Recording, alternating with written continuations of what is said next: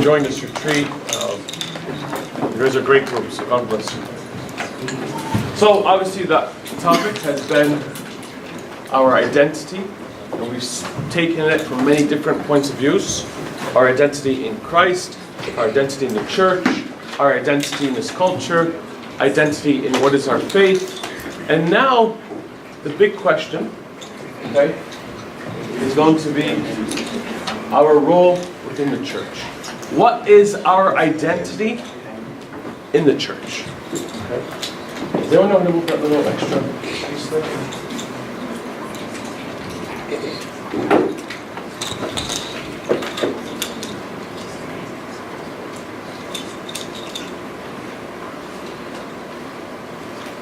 Anyone know?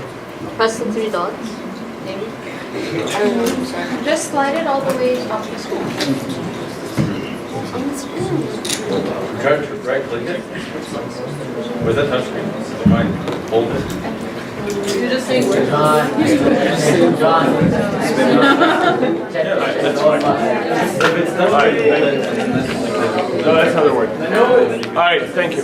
So our identity and what is our role in the church.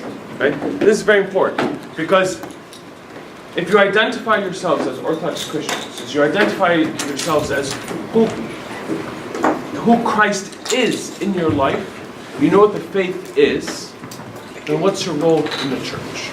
Okay? So as our identity grows, so does our role in the church. Your role in this life is always changing and growing, we get that. What role do you see yourself responsible for in the church 10 years from now? So in our church, we do a graduation party for all the graduating seniors from high school, and they go through and they ask like a series of questions about your life, and do you like kofta? Do you like macaroni bechamel? Like kind of like your favorite Egyptian food. And one of the questions is, what is your role? What role do you see yourself in the church 10 years from now? If I ask you that question, at least from what we've seen, well, let me ask you, what do you guys see yourself? Give me two answers for now. 10 years from now, where do you see yourself in the church? Yes. You see yourself as an abuna. Very nice. Hey, what else? What's that? Probably a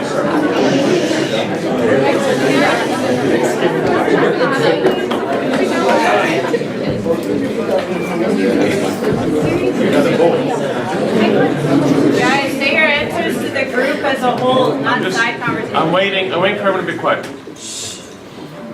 Yes. The Pope?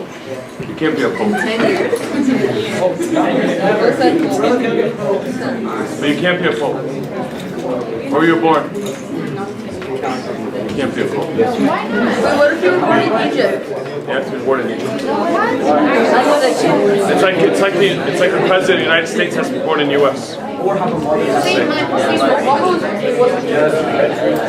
Alright, but ladies and gentlemen, I have a shorter lecture, but it can still be long. It's up to you guys. I have a shorter lecture because I know it's the last lecture, but you can't tell I like to talk a lot, so it could still be a very long lecture. Okay. When we ask the students in our church, when we come to do the yearbook for them and put everything together, I would say about 80% of the students, when they write down what they see themselves in 10 years, their role in the church, this is the answer they get. I'm going to be a Sunday school teacher. And it's nice. I think it's a nice start. But unfortunately, what I feel and what I see is that's the level of what we're shooting for. Okay, a Sunday school teacher. Now, no one deserves to be a teacher, to stand up in front of a class, to serve them. It's a very humbling experience. But I want us to kind of think big. Like one said, I want to be a priest. One says, I want to be a pope. Whether they're joking or they're serious, that's awesome. That's awesome that they're saying that. Okay? You could be joking or you could be serious. But the fact that you know that the church needs a priest to continue, the church needs the pope to continue, the church needs monks and nuns and servants to continue, means we have a role that we take care of. Okay? So, I ask you guys, I want you to kind of think about it. Where do you see yourselves aspiring to become in the Coptic Church? Okay? Are you just going to be a member that comes to church, brings their kids, go to Sunday school, and goes home? Or are you going to take a different role? Do we want our church to become a home and a place of worship for many generations to come? I ask this question because that's my concern today. My concern today, not as a priest, but as a dad of 3 kids, I ask myself, where are my kids going to be when they grow up? Is the church going to be there for them? Is the church going to be available to them? Where do I see not just my kids, but their friends from school? Do I see that my kids' friends from school will be able to come to the Coptic Church in 10, 15, 20 years from now? My grandchildren, where are they going to end up? Something that I get concerned about. Because we're so used to this, the church is going to be there, the church is going to be there, and slowly you start to see, wait a minute, where is the next generation of youth?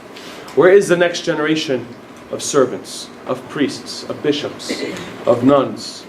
Where is the congregation? So what role do I really play in this church? Do we dream big for our church? And what are your dreams for the Coptic Church?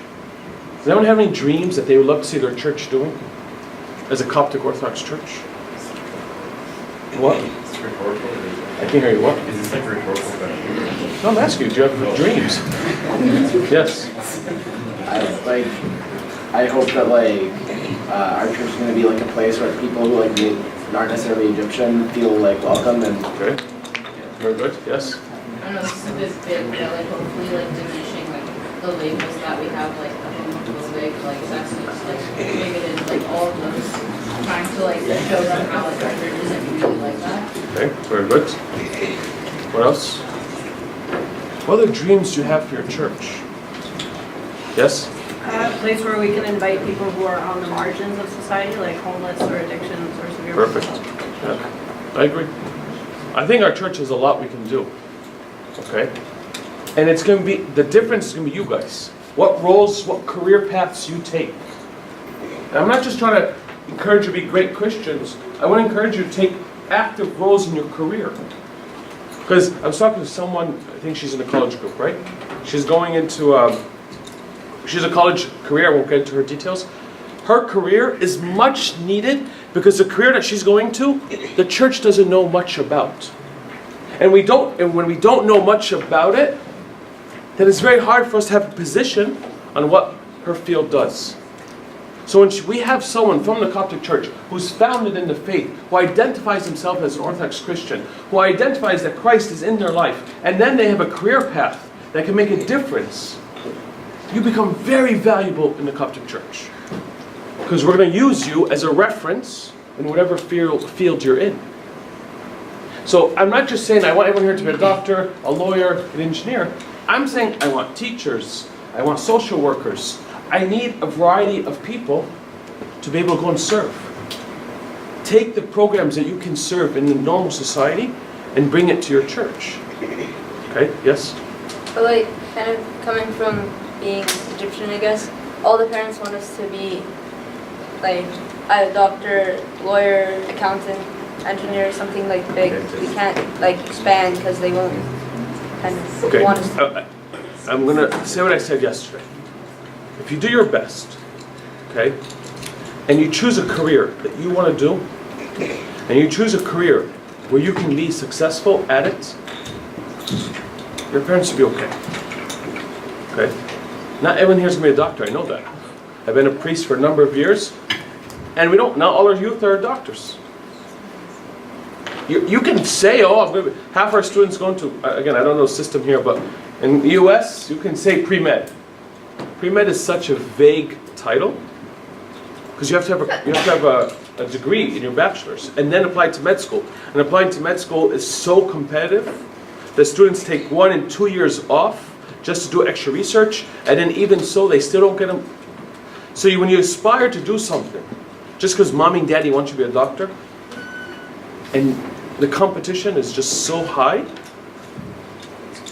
you guys got to start thinking for yourselves.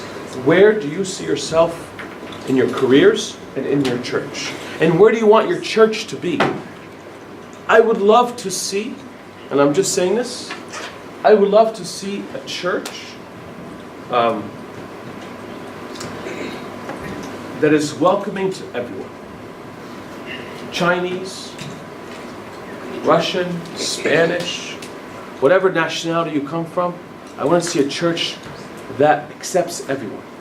Okay? According to the Coptic Orthodox faith. I'm not changing the faith. The faith is going to be the truth. We already said that. Doesn't matter what happens. There's truth to what we believe in. But that truth can be applied to a diverse group of people. Okay? So let's start thinking. Pope Tawadros, I was trying to find the video, I couldn't find it for this lecture. When he first became Pope, one of his messages, I searched for it, I couldn't find it, but I remember it. One of his messages, he said, what are your dreams for the church? I want everyone to dream. That was one of his first messages as a Pope. I want everyone to dream. And dream big. Tell me, what do you feel? What do you want the Coptic Church to be? Because we have so much, the Coptic Church has such great potential to have such an impact in this world, especially with you guys. Okay? Every dream there are challenges. In the US, we have the saying, there's no free lunch in America. Okay? Do you guys have this in Canada, or are there free lunches here? You guys have free lunches? You have a coupon. You have a coupon. It's a saying. There's no free lunch in America. Okay? Nothing is free. There's always a catch to something. Every dream, there's going to be challenges. You want to be a doctor. Your mommy wants to be a doctor. Tata wants to be a doctor. But it's a lot of hard work. I'm telling you, in the US, the competitiveness of becoming a doctor or entering med school is extremely high. Okay? You're talking kids with a 4.0 GPA, captain of their soccer team, president of the chess team, whatever team they're part of. Also, this is their resume, plus they volunteered 150 hours on one weekend at some project that they did. It's just like, you're like, I got a 2.2 GPA. Mommy wants to be a doctor. Can I go become? It doesn't work like this. I hope you guys understand what we're saying. All right. When I was a Sunday school servant, we had a great group of servants serving in high school. So I served with this group, you guys. And we had such a great, who's from Seattle? All right, you guys know Murmur of Rum? Yeah. Okay, so Murmur, me and her served together, the high school group. Okay? So it was Murmur, myself, we had a couple other servants. And this was our saying in the service. What was I missing? Hold on. Oh, here it is. So I'll back up on my pictures. This was our saying when we came to the service. We would say, let's plan the work, and then let's work the plan. Okay? When we come to do a retreat like this, there's a lot of planning that goes into this retreat. There's a lot of details that goes into this retreat. So you need to plan the work. And now, at the retreat, you can do what? Work the plan. Now, let me back up here. Oh boy. Here we go. Failing to plan is planning to fail. Now you have the opposite. And this is where I see a lot of the high school students at. We're just sort of just going about doing whatever. You're failing to plan what you want to do. And in failing to plan, you're actually doing what? You're planning to fail. And then when you do fail, you question, why did I just fail? I studied hard. No, you didn't. You're on Xbox all night. You studied for about 20 minutes before the exam. Be honest with yourselves. So we have here, a goal without a plan is just a dream. If you're going to dream big to what your role is in the church, if you're going to dream big for how the church is going to play a role in your lives, you need to start planning. You need to start to have a plan. What are we going to do? How are we going to do this? I'm not going to make a change overnight, and I'm going to talk about some of the problems. But there's no such thing as change overnight. There's a gradual change. And in that gradual change, I have a plan that I'm working on. And that plan can be adjusted periodically. But there's a lot of work, a lot of planning that goes into it, so I can start to work it. Does that make sense?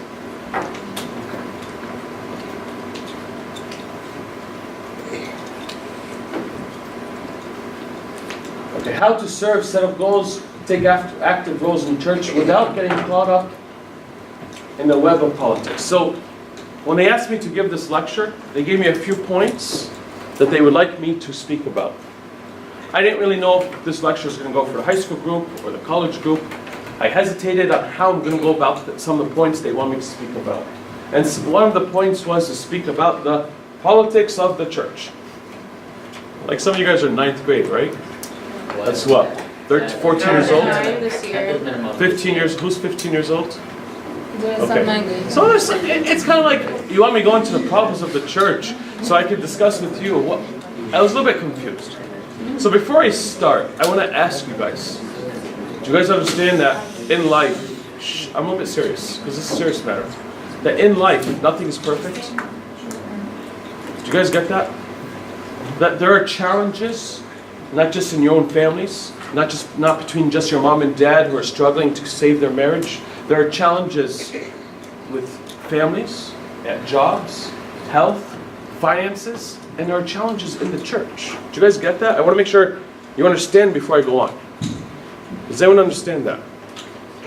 That when mom and dad are fighting at home, yeah, it's part of human nature, and there's challenges to maintain and save that marriage.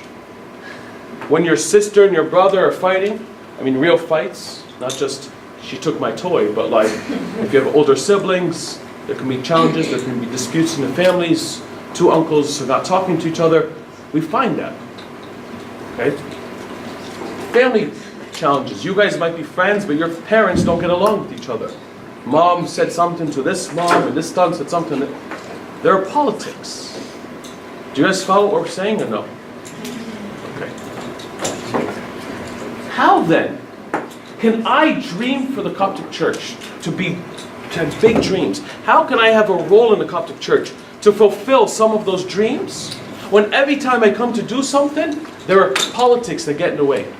There's a special uncle that says, "La la ya habibi min fash keda." They're like, "La yinfa. Just give me a chance and I'll show you." Or you got the tant who says, "La la aib al-bisi wa al-bisish." And all this stuff, you're just like, wait a minute. Times have changed. Give me a chance. Do you guys know what I'm talking about or no? Anyone not know what I'm talking about? Anyone know what I'm talking about?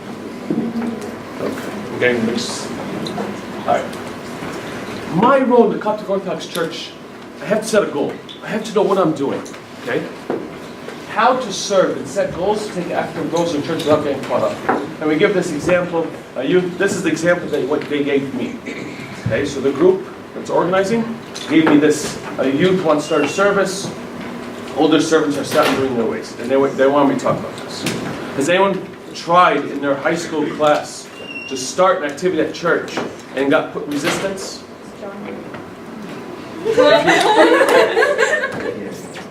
What's up? Huh? Inside joke. Has anyone tried to start a service in their Sunday school class and experienced resistance? Can you please raise your hand?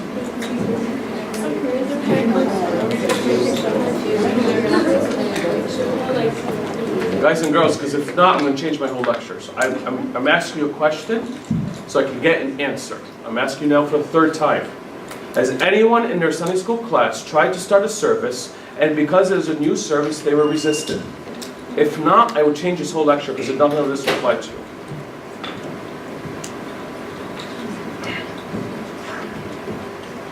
Has anyone in their Sunday school, thank you. Has anyone in their Sunday school class tried a service and was encouraged and was able to do that service? Can we define resist? Define resistance. This example that they gave me. The older servant, maybe your older Sunday school servant, or maybe Amin Khidma, or maybe someone in the church said no, it doesn't work this way. Has anyone experienced it? They gave me this in such a young group, I don't know how it's going to work. Can I just? Yes. So, like what I'm thinking specifically, it's not necessarily within Sunday school specifically, but within like the church in general. Okay, so Yeah. I'm trying to be, before I go on, and I'm trying to ask you guys, so I understand, because I don't know you guys, I don't know what churches you come from, so I don't know what this talks about it. This was the whole topic. Because your role in the church is going to be very much based on if you're encouraged to have a role in the church. Okay? If every time you have an idea, I shut you up. Every time you have an idea, I don't want to hear you talk. I just want you to come to church. I want you to sit down in class. I want you to listen to my Sunday school lesson. I want you to go confess to Abuna, take communion, and go home. And that's what I want from you. As long as you do that, you're a good boy and a good girl. That's not church. But how many people feel that that's what mom and dad want from us? Go to church, isma' kalam, go confess to Abuna, go take communion, and go home. One person, two. Thank you. I want you guys to understand. You need to have a role in this church. You need to get creative. The only way for the church to survive and to grow is through you.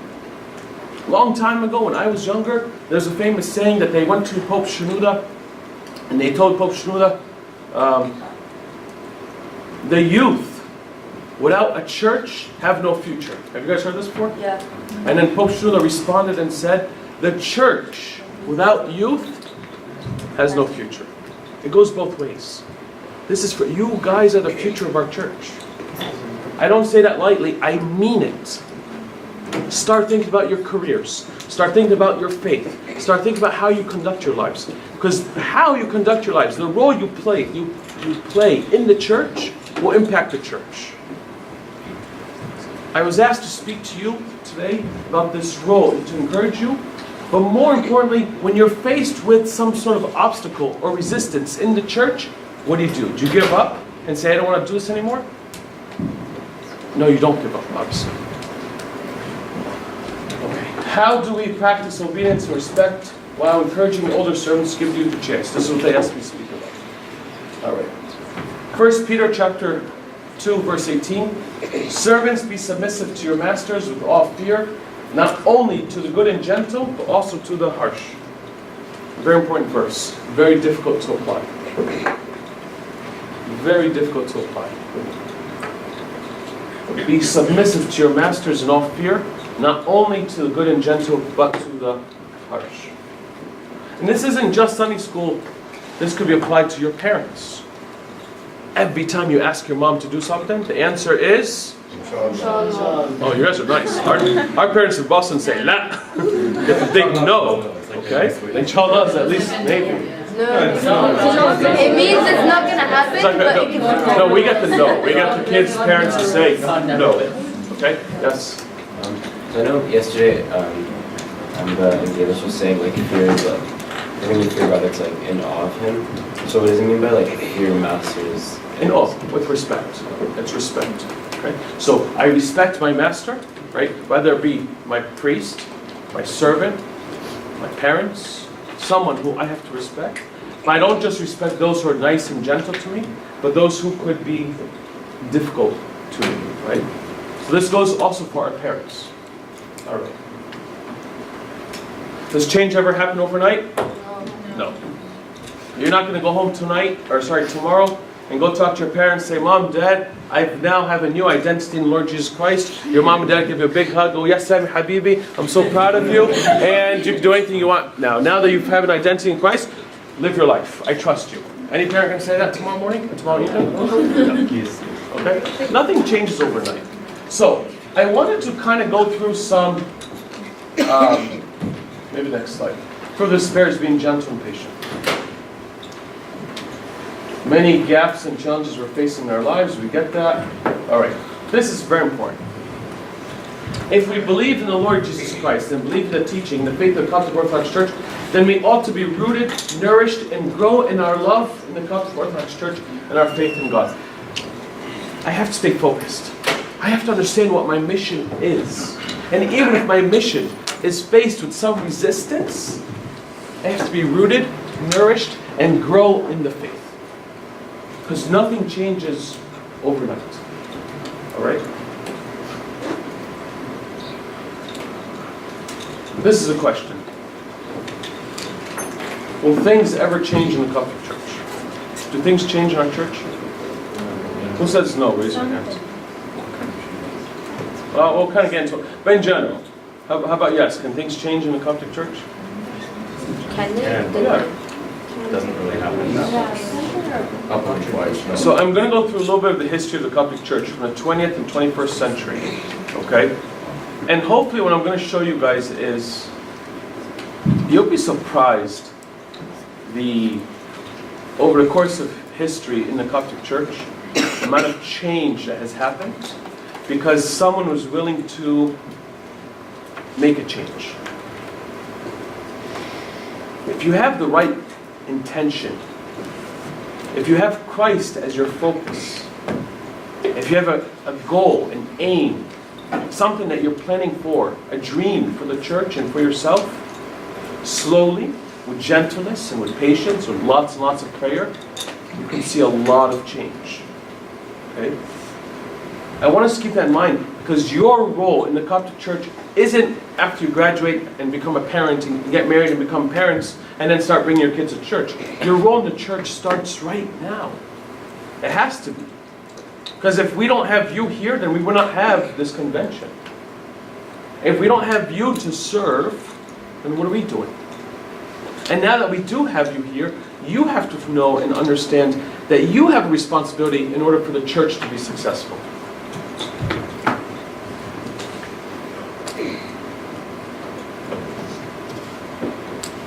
The faith and teachings will never change. We already said that. We established that. Okay. Style, method, systems, this is what can change. Okay? His Eminence Metropolitan Ambassador from California, he says, the teaching of the Orthodox Church will not be lost if it is expressed in a new culture. So he gives an example. He says this: there is diversity in rites, but no diversity in faith. He said something very interesting in the lecture I heard. We talked about this. He says, right now, the Coptic Church follows something called the Coptic rites. Ezra, right? You're from the Eritrean church? Okay. She's from the Eritrean church. Her church follows, she's from the Coptic church, but she also goes to the Eritrean church. Follows the Eritrean rites. The Coptic rites, so the Eritrean rites are very different. Very different. But the faith is the same. There's no diversity in faith. Ambassador said something I found very interesting. He goes, for today, right now, what we know something called the Coptic rites. What the future holds, we don't know. Now, off the record, I just want you guys to kind of think, off the record. Could there, in the future, something be called the North American rites? Make you think. Make you think a little bit. If there's going to be something called the North American rites within the Coptic Orthodox Church, who's going to make that change? Who's going to be participating in those changes? You are. Because that's not going to happen this year or next year. That's going to be happening in 10, 15, 20 years. When you're 40 and 45 years old, you might have a very essential role in designing and implementing a North American rite, maintaining the Orthodox faith. Do you guys follow what I'm saying? Is this clear? I just want you to think here. You don't know. We're just dreaming we want a church to welcome everyone. To me, that's a very easy dream. We're already doing that now, so it's not really a dream. But dream would be, could there be something called the North American rites for the Coptic Church? Rights that apply to us here in North America? Yes? Think. I want you guys to think.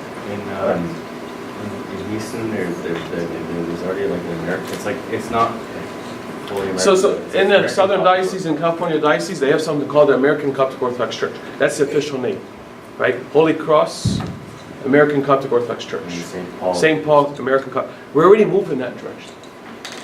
Dream a little bit. You're going to have a role in this. All right. The system and setup of the church is always adapting based on the culture and situation at the present time. I'm going to go through this quickly because I want you guys to just see. I'm just trying to prove my point. But I think it's always good to have a little bit of a history lesson in our church. The 113th Pope of the Coptic Church, His Holiness Pope Eumenides the 19th. He was a Pope from December 1928 to June 1942. Anyone know why he's very, very, very unique? He's the first Pope to be something. Huh? Okay, I'm going to go through it, sorry, instead of asking questions. He was the first Pope in a Coptic Orthodox church to be a bishop or metropolitan prior to becoming a pope. The Coptic Orthodox teaching in the rites is once someone is a bishop of a diocese or a metropolitan of a diocese, they cannot leave that diocese until their death. It's almost like a marriage.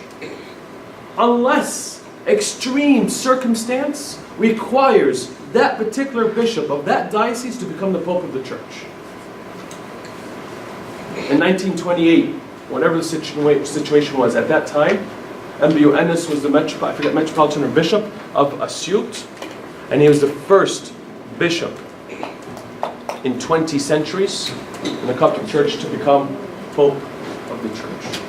A change, something that was unheard of, went against anything you ever thought about, but it happened. 114th pope of the church, same situation. He was a bishop, unheard of. Now the second time in a row. Changes were happening, it was not clarified, so then they started to rewrite how to select a pope. So now things change. The rites of how to select a pope change. NWCYC II from May 1946 to November 1956. These three popes, when you look at the Coptic Orthodox history, actually, there's a lot of problems with these three bishops, these three popes, back to back. There's some people say there's some corruption. Some people say it wasn't really them. It was the committee that was working with them. They were just innocent. It was really the... Anyways, however you want to look at it, there was some major problems. 3 popes in a row in the Coptic Church. So actually, in 1956, when the Pope passed away, guess what happened? People said, you know what? We don't want any popes right now. We've had 3 back-to-back. All 3 of them had problems associated with them. We don't want pope. Who knows who the 116th Pope is? Pope Cronus. Okay. If I can explain a little bit about who Pope Cronus is, he was a pioneer. He did things that no one has ever heard about. These 3 popes, when you read the history and you understand, you hear sermons about the history of the church, a pope is like the president or someone. You cannot see the pope. It is almost impossible to go see the pope. No one can just walk in and say, hey, Sayyidina. It doesn't happen. Pope is in his room, in an office, and that's it. There's no means of communication, especially at this time. Obviously, internet, none of that was there. So communication was already very difficult. But it was already even more difficult to go see the Pope. Okay, yes? Just looking at the dates, there's like a 2-year gap between... There's one, but it's like a year and a half or so. So that's okay. Yeah, because they were trying to, so when I looked into it, we said he was another bishop. So he went and got another bishop to become Pope again. But the gap before Pope Cronus was done on purpose. Okay? They didn't want it. Okay? Pope Cronus at the time, does anyone know, you might not know, and I'm trying to not spend too much time. Does anyone know where Pope Cronus was before he became Pope? The Tahona, yes, but then he went somewhere else. I think it was the Tahona. Was it the Tahona? Maybe it was. No, it was not. I don't remember now. I forget. Anyways, he was in downtown Old Cairo, okay, or in Cairo, and he had a dorm for college students to live in, and he would pray liturgy for those college students every day. Actually, the majority of the bishops that the church experienced in the late 20th century were all college students that lived at that dorm when Pope Cronus was still in Bamina, praying liturgies with him every day. Change. He was already very sociable with the college students. He was just there as a monk, praying liturgies, giving them advice, listening to their confessions. He was very approachable. So when Pope Cronus actually became Pope, he changed the whole concept of the Pope. You can easily now, every day we know Pope Carlos prayed liturgy. You can easily walk into the cathedral or to wherever it was, a church, and pray liturgy with the Pope of Alexandria. Unheard of. I'm just trying to show you, when you come to dream about the church, when you come to see what your role is, don't limit yourself. Maintain the faith. The faith's not going to change. It will never change. But the style, the method, how we go about doing something in order to grow in our faith, that's what we need you for. I'm just trying to highlight that things changed in the church. And then we're going to continue, right? But when Pope Carlos came, he changed this. The Pope became approachable. Actually, that 3-year gap, when they came to get Pope Carlos, what's he known as? A man of what? Man of prayer. The church was fed up with the 3 popes prior because of one problem or another. Okay? So when Pope Carlos came, he revived the spirit of the church. Totally revived it. Became approachable, liturgies every day, showed the people that the church is meant to be a place of prayer. He was a man of prayer, prayed liturgies every day. The college students for 10 years, he was praying with them. Like I said, a lot of those college students became bishops in the church. He motivated and encouraged their spiritual lives. When Pope Shenouda came, Pope Carlos was not known for sermons, right? He was known for his man of prayer. When Pope Shenouda came, the church took another big change.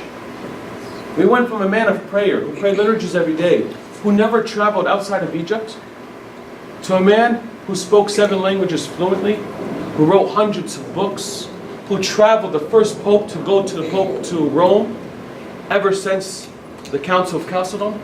He was the first Pope Shenouda, was the first pope to go meet the Pope of the Catholic Church. Like, Pope Shenouda did things unheard of in the Coptic Church. We don't see that sometimes. You can go, how many of you guys have met Pope Shenouda? I don't know. You guys were younger, right? Okay. When Pope Shenouda came to the States in 1989, I wasn't planning to say this to you guys, but I'll say it to you anyways. I actually had the blessing to be ordained as a little kid, to be ordained as Absoltos by Pope Shenouda. When he ordained me as Absoltos, was that the first one? Absoltos? In 1989. I was the first kid standing in line, just by chance, okay? And he looked at me and he asked, my mom showed it to me in the video. He asked the people, I don't remember it, that's what I saw in the video. He asked the people, who was the first deacon in the altar? And everyone said all these different names. And he goes, no. The first deacon in the altar, the first kid was Samuel the prophet. Because he went to go serve who? Eli the priest. So he goes, you will be Samuel. Okay? This Pope Shenouda went in 1989. When I got ordained a priest, I was ordained a priest in 2008. Again, we were able to choose 3 names. One of the 3 names I chose was Samuel. I don't talk to my parents. This was very private. It's between me and my wife. When he came to ordain me a priest, he said he named me Samuel, right? My mom is then the one that says, wait a minute, he called you Samuel when? 1989. Do you guys follow the story or no? Okay. You're all looking at me like... I'm just trying to show you, here's a man that I was a little kid in 1989, who the Pope ordained me as a young little Absoltos. Unheard of in the past. Unheard of. Okay? And I had the blessing that the same Pope ordained me as a priest. I'm just showing you the change. The Coptic Church is very progressive in its thinking. Don't ever think we're not progressive. Yeah, you face resistance. You're facing challenges. I 100% will agree with you. But when you actually look at the church, it's very progressive. Pope Shenouda made a huge impact. Okay? He's the one that initiated a lot of the churches outside Egypt. Then you have Pope Tawadros. Pope Tawadros, his whole style of service is different. Just different. Pope Shenouda was what they call, he centralized everything. Everything and anything that happened in the church had to go through him. Okay? As a father, he wants to take care of you all. Okay? Especially, they call it the lands of immigration. I don't like that word anymore because we're born and raised here. Okay? So this has become our home. Okay? But at the time, they called it the lands of immigration. So the father wanted to make sure anything that was going on went through him. Pope Tuadra's style as well. Does anyone know? Opposite. He decentralized everything. He's moving, Pope Tuadra's is now moving towards making sure that everything outside of Egypt becomes a diocese. And now you guys are a diocese with the Mbamina. It's a huge step.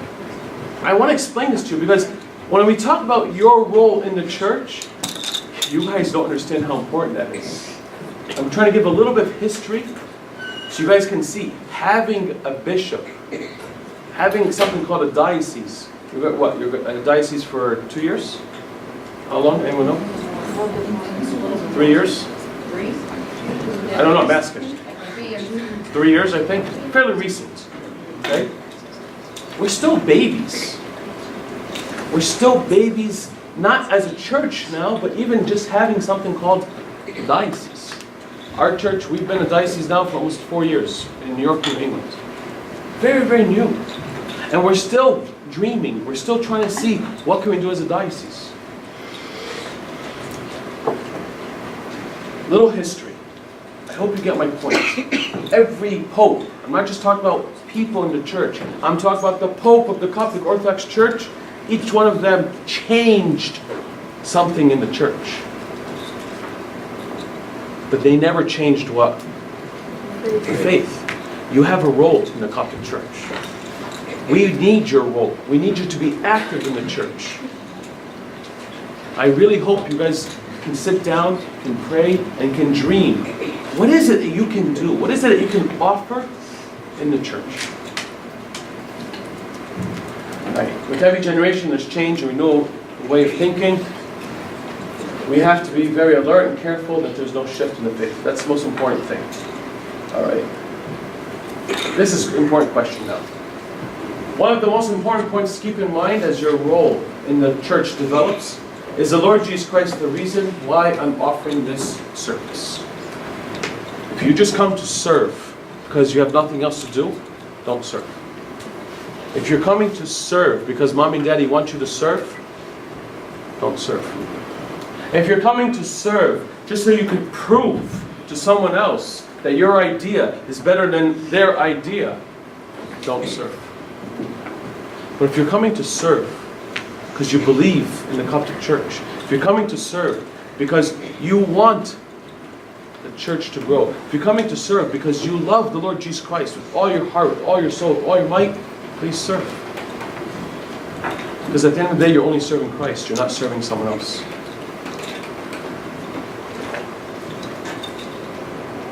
In the liturgy of St. Gregory, Buddha prays this. He says, I offer you, O my Master, the symbols of my freedom. I write my works according to your sayings. You are he who has given me the service full of mystery. It's a very deep prayer that Buddha prays in liturgy. I offer you the symbols of my freedom. I no longer say, Lord, it's my will, but now I'm saying, let it be always your will. I write my works according to your sayings. It is no longer me who's making decisions, but according to the teaching of the Holy Bible, I make my decisions. I set those principles, those morals, those standards in my life based on the teaching of the Holy Bible. And then I go out, and then we say, you are he who has given me the service which is full mystery. Okay, yes? I just don't get the symbols of my freedom. What does that A symbol, like, this symbolizes the retreat, right? I know what a symbol is, but like... So I'm offering to Christ. Well, symbols such as what? It's a metaphor, like, I'm just giving him my freedom. I am no longer, it's my free will to give him my will. He doesn't force me to give him my will. Is that like the symbol? Whatever symbolizes my freedom, I offer it to the Lord Jesus Christ. Does that make sense? It's not like I'm giving something physically, but it's, I reduce, St. John the Baptist, he says what? I must decrease, and who increases? Christ, because he must increase. That decrease and him increasing is that symbol of freedom. It's no longer my will, but it's his will in my life. You had a question? I was just wondering, I always interpreted that line as, or like symbols of my freedom as my time, my talents. Is that accurate or? Sure. But I really think it comes down to it's my will. It's no longer my will, but your will, Lord. My freedom, I give it to you to become your servant. Right? So when I have a servant, the first verse we said from Peter was, be submissive to your masters. Right? So there's a master. That's why we say, I offer you, O my master. I become now the servant of the master. And actually the priest becomes not just the servant of the master, but the priest becomes what? The servant of the master's children, which is who? This priest becomes a servant of the master's children. Who's the master's children? You. And who's here to serve you? Who? The priests.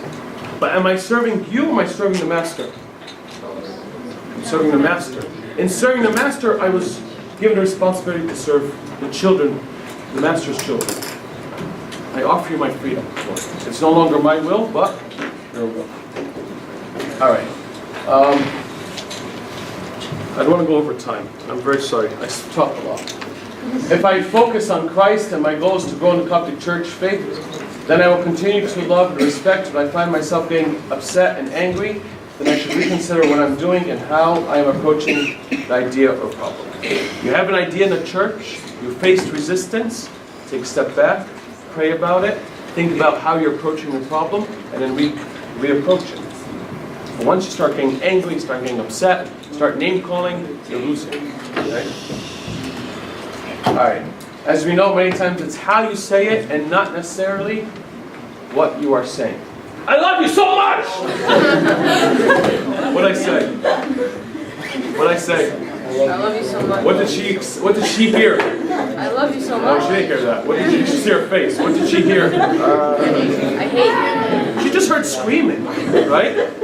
The approach of how I said something scared her. She's still in shock. Doesn't matter what I said. It's how it was being delivered. Now I use a very funny and extreme example, but think about that. When you come to tell your parents something, I see this all the time as a priest, and I deal with the parents and the teenage kids. You guys sometimes go to your parents, you throw something in their face, and you want them to agree right then and there. And if they don't agree, you give them an attitude, and it becomes this big argument. And all you have to do is say, Mom, Dad, I'm thinking about doing something. Can you guys think about it? Let me know. Take a couple days. Ask the questions you want to ask. Think about it. We can talk. Do you guys have a problem in Canada or no? I don't know. I just don't know. Huh? Brad? Okay. Anyways, in the States, senior year, there's a prom in high school. It's a big dance. And usually tickets, you have to buy tickets for it up in February. The dance is in May. And the ticket deadline to buy the tickets is like February 10th, which is a Friday. And then Thursday night, the kid is asking Mom for $185 to buy tickets to prom. Tomorrow's the deadline. What do you think Mom and Dad are saying? Yeah, 9 o'clock. So, and then you get upset because the deadline is when? Tomorrow. I'm giving you real examples that we've dealt with over and over. It's the approach. It's how you say something, not what you are saying. All right. Four and 3, 1. Is it 4 or is it 3? It's just the perspective of Yeah, exactly. It's perspective. 4. Okay. No.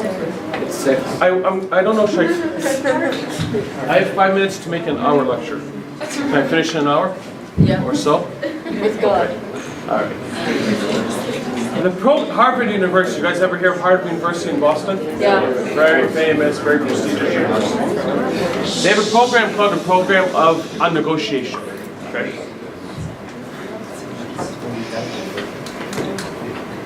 The method of principled negotiation developed by Harvard Negotiation Project is to decide issues on their merits rather than through a haggling process, focus on what each side is saying, what you do and what you won't do.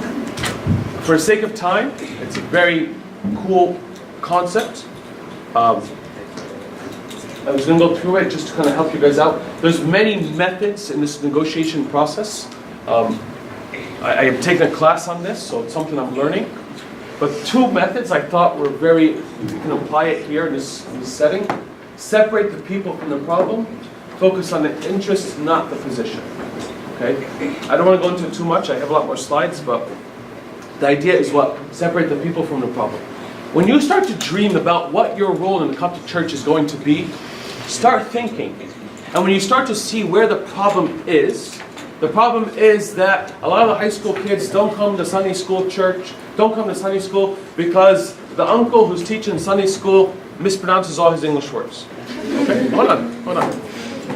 So you care about the church, you care about the youth who are not coming to church anymore, so you go up to uncle and you say, "Uncle, your English is not good, the kids are leaving the church, we need to change." What was the problem? No, what was the problem? Kids are leaving the church. Your approach, who became the problem? The uncle. You guys trying to see what I'm saying? So now you go to the uncle and you say, it's your fault that people are leaving the church. Is the uncle going like, oh really, it's my fault? What's the uncle going to say? It's not my fault. Right? That's what he's saying. Right? So now the communication is, you have a problem and you're focusing on the uncle. The uncle is naturally going to start to defend himself and say, it's not my fault, it's their fault. And do you get a solution? No.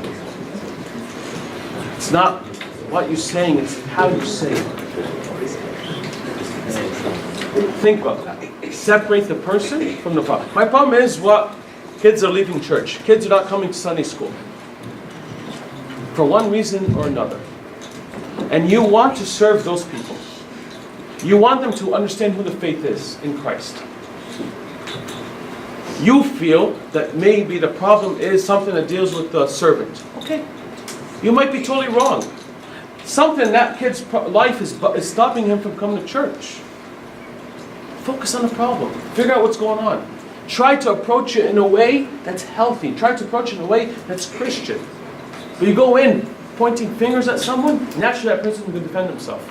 And you're going to go nowhere in finding a solution. Same goes with your parents. Same goes with your friends. You go in, you blame your parents for something, they're going to defend themselves. They're going to say no, and you're going to go nowhere. Separate the people from the problem. Focus on the interest, not the position. The position is, I am right. No, that's not the position. Or that's not what I want to focus on. I want to focus on the interest. The problem is, the kid is leaving church. I feel I'm right because I think uncle is wrong. If that becomes the argument, then I left what? I left the problem. So I want to focus on what's my interest, what's not my opinion, and what my position is. Okay? If you guys want to learn more, you can look it up. It's called Principle of Negotiation, or the program on negotiation at Harvard Law School. So this is all stuff that you can go through. Verses from the Bible. Focus on the interests.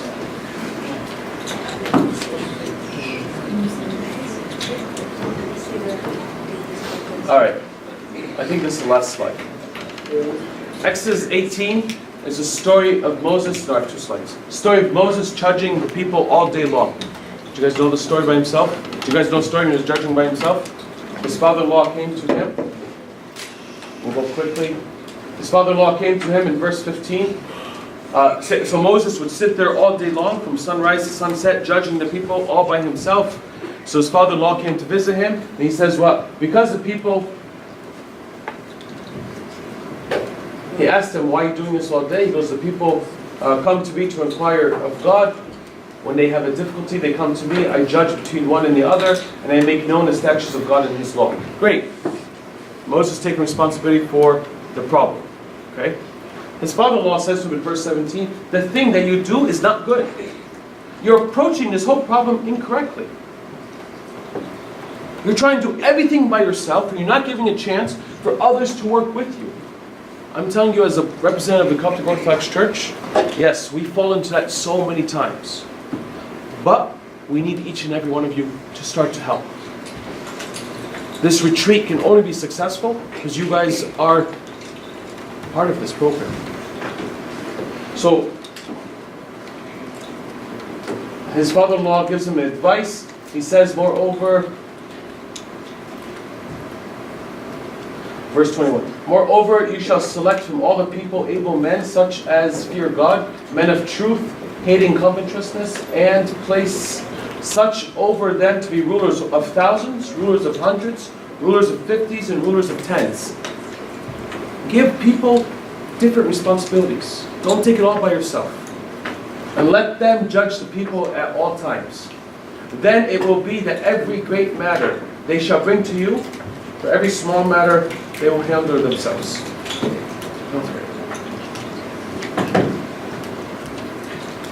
My point is, we need you to have a role in this church. We need you to dream what and how you can be active members of the Coptic Orthodox Church.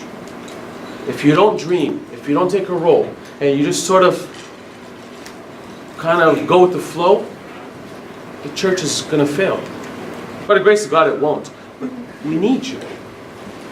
You have to start thinking, how can you have a role in this church? You've already identified yourself as Orthodox Christians. You've already identified who Christ is in your life. Take that responsibility, take a role.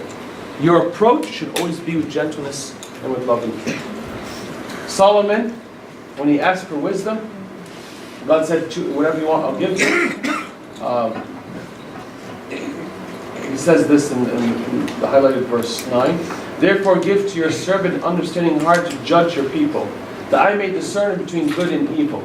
For who is able to judge this great people of yours? If I'm going to go and have this role, an active role as a member of the Coptic Orthodox Church, my prayer should be to give me discernment and to give me wisdom, so that I can maintain the true Orthodox faith without any deviation. At the same time, I can implement new ideas, new programs, so the church can grow, so the church can become welcoming, so the church can be a place of comfort and healing for those who are in need. Do you guys follow? I hope you're following. All right. These are just questions to ask yourselves. What is your role in the church today? What is the role of the church tomorrow, meaning the future? And what is the church's role in your life? Glory be to the Father, Son, and Holy Spirit, one God, amen. 59 minutes.